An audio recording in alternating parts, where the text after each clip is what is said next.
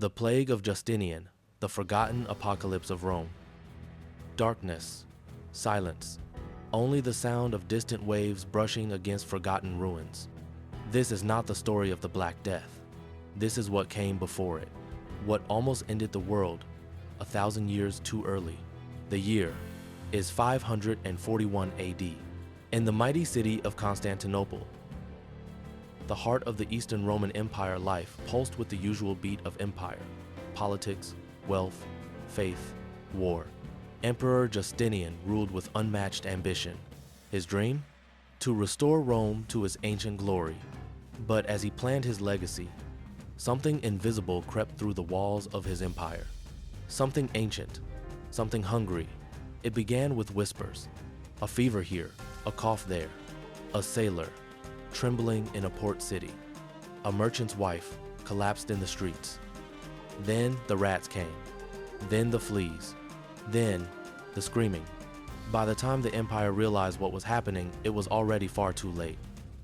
The disease struck fast. Fever. Swollen black buboes under the arms and groin, painful, grotesque lumps that stank of rot. In some cases, men would go to sleep and never wake again. In others, they screamed for days before dying in agony. No age was spared.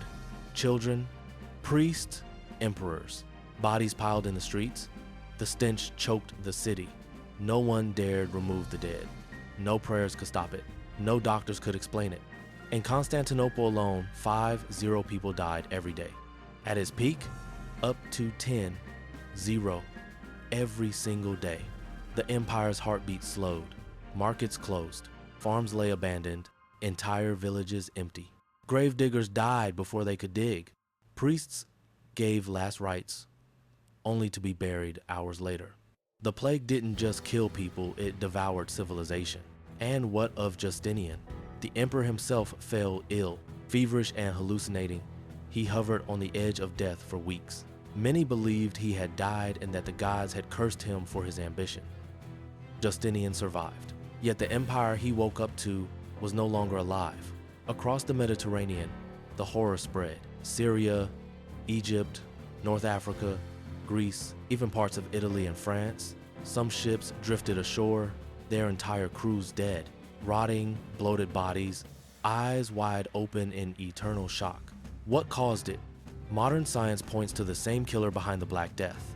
Yersinia pestis, the plague bacteria spread by fleas on rats. But how did it reach every corner of the empire so fast? How did it kill so much and then vanish for centuries? Some say it was climate change. Others believe it was divine punishment. Others still whisper of darker forces, of curses buried in the sands of Egypt, released by tomb raiders and greedy kings. In Egypt, the Nile ran red with disease. In Syria, entire towns were wiped clean. The historian Procopius, who lived through the plague, wrote, "The whole human race came near to being annihilated." And maybe he was right. Some believe half the world's population died. Over 100 million souls gone in a few short years. And this plague, buried beneath centuries of dust and silence, left scars so deep we still feel their echoes.